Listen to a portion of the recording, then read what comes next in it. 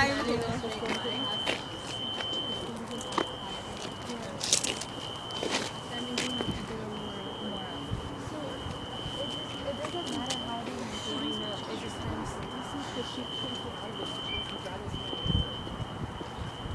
So we could be like, oh, we don't go to DC and then I go to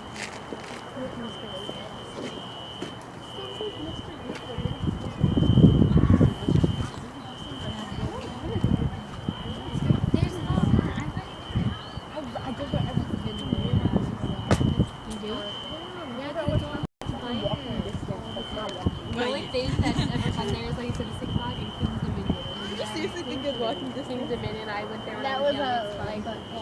It's all historical. When we went to Washington, I was able to go to museums. And then it's like, oh, you that's all historical too. When we went to the Liberty Bell, Yeah, Austin, it's all. costumes. that's what happened. Because our senior trip is really supposed to be just like, why don't we just go there and like see the place on your own?